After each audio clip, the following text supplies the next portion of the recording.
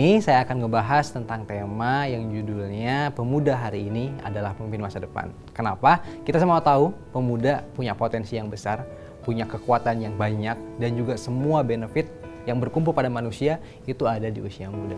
Jangan sampai usia muda yang Allah kasih ke kita justru malah menjadikan kita terlena dan akhirnya kemudian terpuruk di masa depan nanti. Padahal kita semua tahu masa depan nanti adalah milik kita semua. Milik siapa?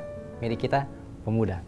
Jangan lupa teman-teman saya semuanya, terkhususnya masyarakat Bandung, Jawa Barat, dukung saya di Cahaya Muda Indonesia hanya di iNews TV.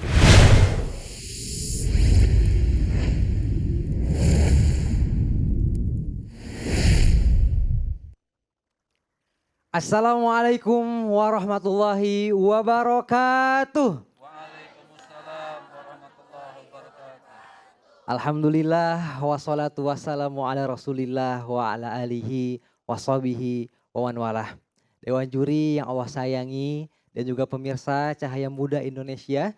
Kalau saya tanya kabar dengan bahasa saya, masih ingat jawabannya apa? Lupa ya.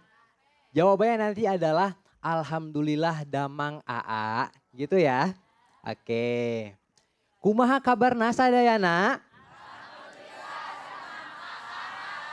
Kirang kadangu diulang wiosnya. Kumaha kabarna sadayana? Alhamdulillah. Pemuda hari ini adalah pemimpin masa depan. Di sini yang masih muda boleh tepuk tangannya.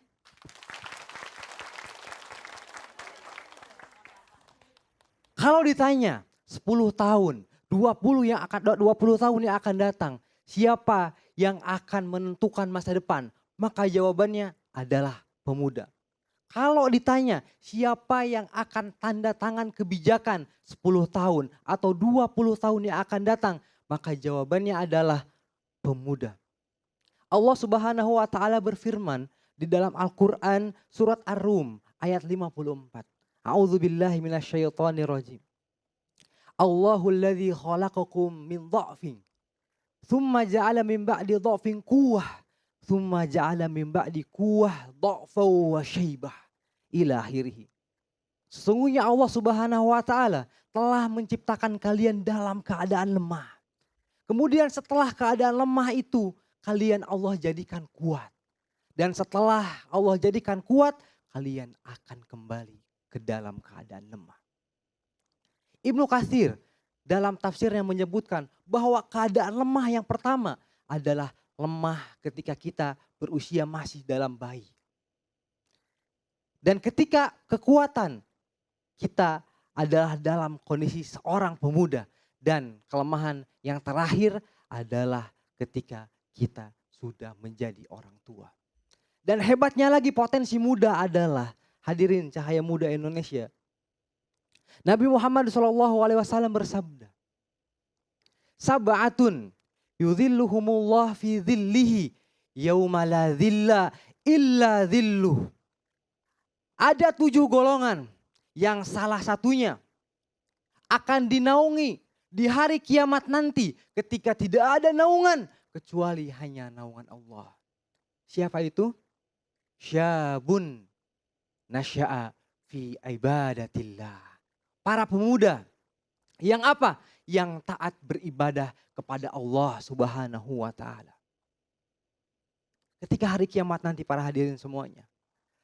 Orang-orang ada yang tenggelam di dalam keringatnya sendiri. Bahkan kata Allah, yauma yafirul mar'u min akhi. Ada orang-orang yang lari dari saudaranya sendiri. Wa ummihi wa abih. Ada yang lari dari ibunya. Wa sahibatihi wa bani. Dan ada yang lari dari kerabatnya dan juga saudara-saudaranya. Tapi ada satu golongan yang akan enak. Yang akan kemudian lega. Kenapa? Karena dinaungi oleh naungan Allah Subhanahu wa taala ketika tidak ada naungan selain naungannya. Kalau kita misalkan sedang jalan-jalan kepanasan, kemudian kita ada pohon berteduh, enak luar biasa. Di hari kiamat tidak ada pertolongan kecuali pertolongan dari Allah Subhanahu wa taala. Kepada siapa? Kepada kita para pemuda. Jadi kalau sekarang pemuda dengan potensi luar biasa, syahwatnya yang sangat bergelora, dia masih taat kepada Allah Subhanahu wa taala dengan semua keputusan-keputusannya, dia menolak untuk mokel, dia menolak untuk bermaksiat kepada Allah, maka dia kelak bukan hanya di dunia tapi di akhirat dia akan dinaungi oleh Allah Subhanahu wa taala ketika tidak ada naungan kecuali naungannya. Dan kita akan teduh di bawah naungan yang tidak ada naungan selain naungannya. Soekarno pernah bilang, beri aku 1000 anak muda, maka akan aku cabut Semeru dari akarnya. Dan beri aku 10 pemuda, niscaya akan aku goncangkan dunia. Wassalamualaikum warahmatullahi wabarakatuh. Kasih tepuk tangan dulu dong. Oke, aku mau dengerin komentar yang pertama langsung untuk Abi Amir. Gimana Bi? Siapa namanya tadi? Rizky. Rizky. Masya Allah, Rizky. Semoga kamu lebih bagus daripada yang kemarin ya. Alhamdulillah, syukur. Jadi kamu memperhatikan koreksian juri kemarin dan kamu perhatikan dan kamu Masya Allah hari ini kamu bisa menyebutkan ayatnya, penjelasannya, bahkan kamu menyebutkan juga beberapa dalil-dalil yang luar biasa. Hanya satu yang Abi Amir minta, belajar bahasa Arab yang baik. Untuk Habib Nabil ada tambahan?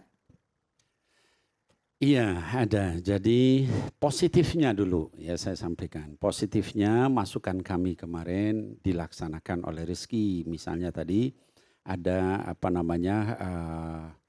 rujukan kitab ya di dalam tafsir tadi disebutkan Ibnu Katsir ya, kemudian ayatnya pun juga bertambah ya, kemarin 1 sekarang 2 ayatnya.